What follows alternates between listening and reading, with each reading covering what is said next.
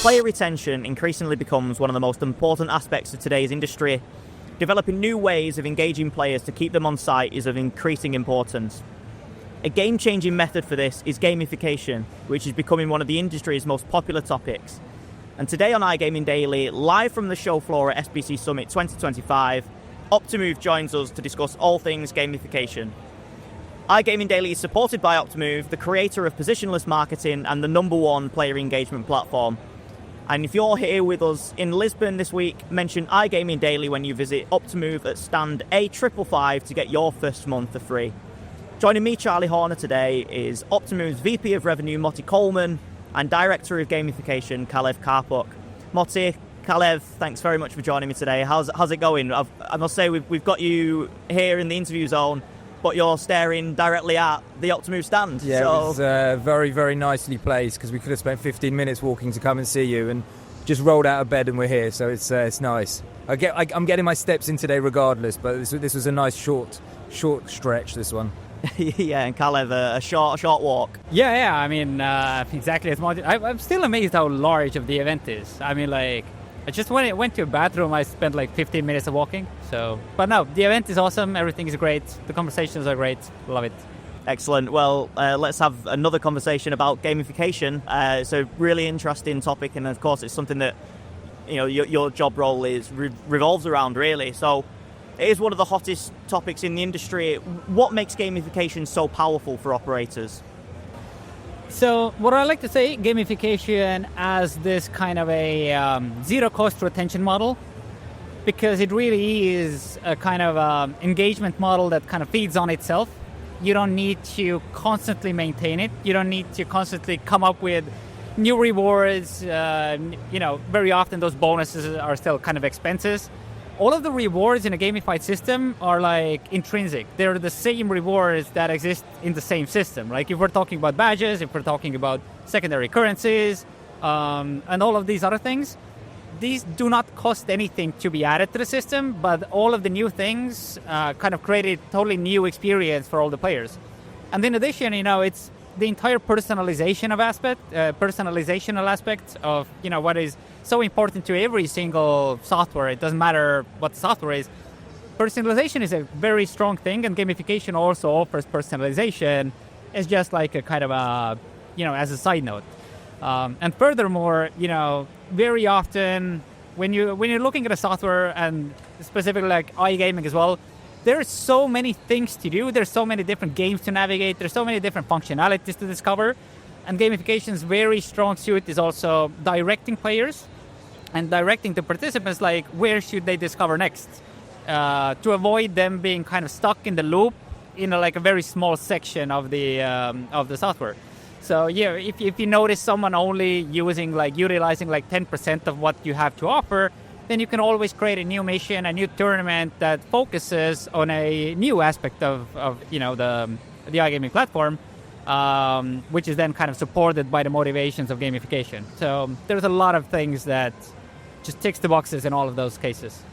Sure. And Motti, when you're in dialogue with operators, what are their big demands when it comes to gamification? Yeah, it's really interesting. Firstly, I learn something every day from Kalev, and I'm new to this as well. But when operators are talking to us about it, a lot of the things they're talking about is the bonusing costs. I think that there's been a kind of race to the bottom in the industry. We're all a bit addicted to bonusing, and maybe we don't help that as a personalized engagement tool. But this is a very different way of keeping your players engaged and interested. It's gamification inside a game already, effectively. It's leisure on top of leisure. So it's not gamification in an e-commerce platform where you're buying a t-shirt and then you have a game on top of it. This is gamification inside of already a leisure activity. So the sorts of people that are going to be playing it already lend themselves very much to that way. And there are certain markets particularly that absolutely love it. So it's not so pronounced in certain places. If you go to Brazil, and it's something that the Brazilians absolutely love. So certain places where there's very specific regulation around bonusing might be a reason why gamification becomes the preferred method of retention. So there's a lot of very, very interesting pieces to it. I'm being educated on it on a daily basis. Mm-hmm. And Kalev, how does gamification have such a big impact on player engagement? So it really comes down to when someone is participating in like game design activities, right? So it's like it is not possible to play a game if you don't want to play it, right? It is possible to watch a Netflix show without really putting your attention to it, right? You may even forgot what you just watched. It's possible to read a book. You read like a couple of pages and you just kind of forgot what you just read. But in a game design aspect, it's not possible. It's not possible because you are focused in all of your senses. You're kind of focused on the activity that you're doing. And this is underlined by the fact of it that it's interactive. Everything that progresses requires your interaction for it to progress in a game-like world. And that's why it's one of the kind of strongest suit for me is people cannot bypass it just because, they zone out or whatever. And the second part is no one finishes a gamified experience if they don't want to do it, right? You can, at any moment in time, you can stop playing a game. At any moment in time, you can just call it quits. But for some reason, one or the other reason, we have seen in our statistics that on average, like if you're looking like mini games and stuff, 98% of the people who start also finish this entire experience, right? So it is not in your face. Like we also kind of call it, it's not like push marketing, it's pull marketing. So it kind of pulls people in and kind of keeps them there. But actually correct would be to say that it pulls people in and people keep them there. Like you don't do anything for like, it's not like you can only, earn these bonuses if you do this action 100 times, but people still do it. And this kind of showcases that it's not only that the operators and the platforms want to use it, but the players also want to kind of be engaged in this platform, and it's, a perfect combination. Both parties, give credit, and they like using the system. So, and how do we measure the efficacy of gamification? Is it just player retention and looking at those rates, or are there other metrics that come into it when we're measuring this? Different companies and different providers in different contexts require different metrics. So, for example, as I said earlier, some companies have a priority of using gamification for the purpose of the people using the entirety of their software, right? So in that case, we're measuring the success of gamification of comparing how much of the software was used before by a person and how much is used now, right? And the way that we can kind of impact the results are just then introducing new missions and new tasks to the gamified system that kind of are grabbed outside of the most common sectors, right? Of course, very simple and very straightforward, which most of the gamified systems should have, is some kind of a secondary currency system setup. And very simple is just measure the amount of secondary currencies earned over the course of time, and then you can benchmark it against different marketing activities, right? So let's say during a Black Friday, you see a peak of secondary currencies being earned, and that's where you can kind of understand whether the gamification was a good addition to the black marketing part or campaign, or if the secondary currency earning was the same, that kind of means that something went wrong. There's also the average tier level of a user. Again, if you are using tiers. Again, for example, if you're using first deposit badges, right? So you'll give out the badge, then you can see the percentage of people who created an account within last week who actually earned that badge. And then you'll do a marketing campaign, and then you basically compare how many people earn that badge now, which is, there's so many different ways to measure it, but all in all, it just comes down to what success means to you, and then you'll kind of take it from there. I'd love to hear from both of you on this one as well. How can operators balance gamification so that engagement remains high and operators achieve what they want from the metrics that we've just discussed, but then you balance that with responsible gaming duties as well? Yeah, I can briefly start. So these are kind of two vastly different topics from one side of things. So I am very specialized in gamification in terms of guiding people to do the things that the people want to do, compared to guiding people doing things that the company wants them to do. Because it's a fine line between you can only get some benefits if you do some of the things that I want you to do, whether you like it or not, right? So when you go down this route, where you kind of forget that the entire gamification journey is about the players, it's about the users, and you're starting force-feeding them things that, you'll hide very high bonuses into things that that your customers don't want to do, then it's kind of a race to the bottom from there. I think it's like you have to keep the person's and the players' kind of motivation in mind at first, and then as a secondary, you'll kind of see how much can we fit into whatever we want as well. So it has to be a balance. Yeah, and I mean, I agree. Listen, responsible gambling is always such an important part of everything we do. We're acutely aware of it because we work in that whole retention side, and ultimately we're helping our clients drive customers towards increased activity. So I suppose we're at the sharp edge of that whole discussion. And we've spent many, many years thinking about it from a CRM perspective. And the way that we always solved it from a CRM perspective, or helped our clients solve it from that perspective, is through predictive modeling on irresponsible behavior, if you want. So to start having early indicators of where problem gambling is taking place. I think what needs to be you need to be very cognizant of with gamification is the same kind of thing. So Kalev touched upon it there. What is it that you as a business are trying to inspire the customer to do? Because ultimately the reason that the industry loves this is because it's a tool that really works, right? You can get people to do things that you want them to do through gamification. So it's very, very important that the businesses are acutely aware of what those things are. And I think that probably, again, by combining some level of predictive modeling and an understanding of when a customer's heating up a little bit, to make sure that you aren't continuing to overheat them through gamification, because it's very pronounced. There's also one thing to add about it is, in the gaming world, like, there's a thing we call like dark patterns, which are like this really abusive mechanisms. So, for example,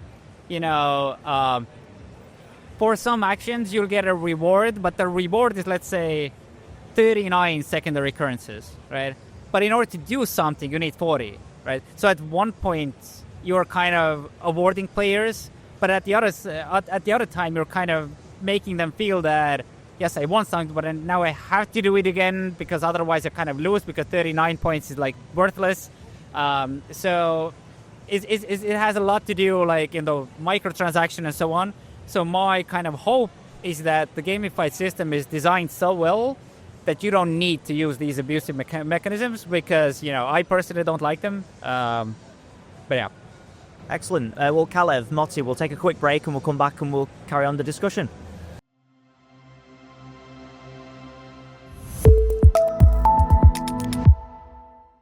Welcome back to iGaming Daily. We're talking all about gamification with Optimove's VP of Revenue, Motti Colman, and Director of Gamification, Kalev Kärpuk.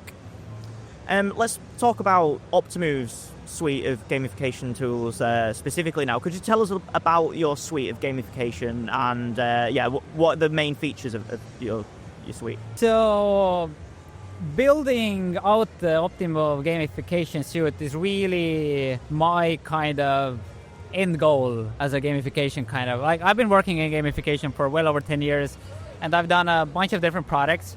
But the thing that we're building now is like literally the creme de la creme that involves everything that I've ever wanted to build. So currently, we already have this entire feature set done where all of the users can create basically any number of free-to-play games. We have like 60 different games that they can create, and then they can use those games like fully branded, fully customized. And they can use those games via, email channels and pop-up channels and so on to then award their users who, wanted to take part, whichever bonuses or rewards they want to give them. Then the beauty of it is if, usually creating one game will take you like a couple of months and like 10 people working on it. You have programs and testers. Then right now, I think I've built like 20 games today already. It takes like 3-4 minutes to build out a completely fleshed out game with all the integrations. Now that is the first part, and the second part that we are now also very actively building and soon releasing is the entire gamification profile for every single user who is like who is using the platform of Optimove clients, right? So this will end up being fully configurable. So the client can manage all of the rules, starting from all the missions. For example, I want to have my players, every time they make their 7th deposit, they will get some kind of reward or a badge or a frame or whatever they want to. Or they have to do some activity 7 days in a row. If they don't do it, they fail the mission. There will be tournaments out for a specific like event types. Let's say we'll have like tennis tournaments, right? So every bet you make on tennis will give you tournament points, which then ranks you in the leaderboard. There's the secondary currency leaderboard. As I mentioned, there's the personalization of things. So I have not seen any other platform that actually gives rewards where the rewards are personalization aspects, right? So if you as a user are using this software, then it's not only badges and it's not only gold and it's not only experience points, it's also giving you the ability to personalize your entire profile, which means so much for so many people. So it's really, I don't think you can get any more kind of thorough with gamification than what we are doing. And can I just add to that? So I mean, Optimove, we were late to the party when it came to gamification. We pioneered most things in this space, but we were late to the party on gamification. But whilst that was happening, we were watching and we were partnering with certain other businesses and kind of taking a little bit of a toe dipper into the industry. And when we decided that we wanted to purchase a business, we were looking around also a number of different options. And obviously we landed at Adact, at Kalev's business. And I'm sure he won't mind me saying this, but we didn't just buy the platform that he built. We bought his brain power and his enthusiasm and his real deep understanding of this space, and kind of everything that you're hearing him talking about now has been his vision in his own professional career of what he's wanted to achieve. The combination of what Optimove can deliver, both in terms of deep customer intelligence, which is what we've always done, plus quite decent resources now to actually give to what was previously a startup, gives Kalev the opportunity and the framework to go off and build what will be the most powerful tool that the industry has. Mm-hmm. And yeah, when you're talking to operators, that must be something that really stands out then. Yeah, and it's funny because we've made other acquisitions in the past, and they were successful to varying degrees. Nothing that we've bought has been as well received as the way that Adact, Optimove's gamification piece, has. I mean, it's in every single conversation that we're having, which is a sign of where the industry is at, but it's also a sign that we've bought something very, very good, and that it's already integrated inside the platform and that people are receiving it very well. So the uptake has been phenomenal. We're very blessed to have a very big book of clients already that you can go to market with immediately. So it's not just my sales team that have to go out there and try and sing from the roofs about it. We actually, we're having conversations daily with all of our clients. And so it's been incredibly well received. And what's to come, most of our clients are very aware of our product vision as well. What's to come it will be enormous. Mm-hmm. And it wouldn't be an industry conversation without touching on AI. So let's talk about AI. And how is AI sort of interwoven into the Optimove gamification portfolio?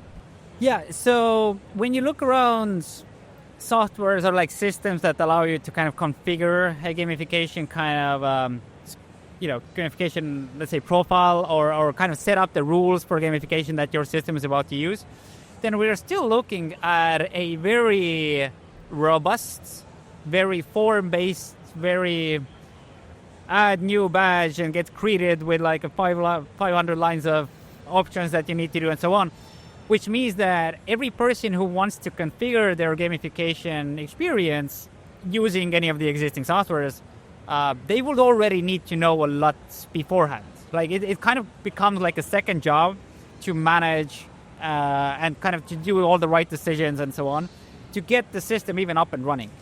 So one thing that we are we're very forward looking into, we understand that the future of like UX UI is also, on a tipping point. We are maximizing the idea that if you as a user just come up with an idea that, hey, I would like to run a Christmas campaign that only during the first 3 weeks of Christmas, all the points are doubled. So you put that in, and the system is configured in a way that you don't have to do anything. You just write it in, and the system configures this rule set. It provides some of the ideas for additional badges that you may want. But the key part is eliminating the obnoxious user experience of just constantly having to know what to do and where to find something, and everything just is much more convenient to use. Brilliant. And then just to bring things to a close, I'd like to ask both of you really what you think the biggest trend will be for gamification in the industry as we head into 2026. Biggest trend in I think the biggest trend is everybody's going to start using Optimove Gamify, most likely. But yeah, so I genuinely believe, I wholeheartedly believe, and I've seen so many different platforms that everybody are missing out if they are not using a software that is configurable in every step of the way. And once they find a platform that is configurable any step of the way, they start kind of building their own systems that even we didn't know that our systems could be used like this, right?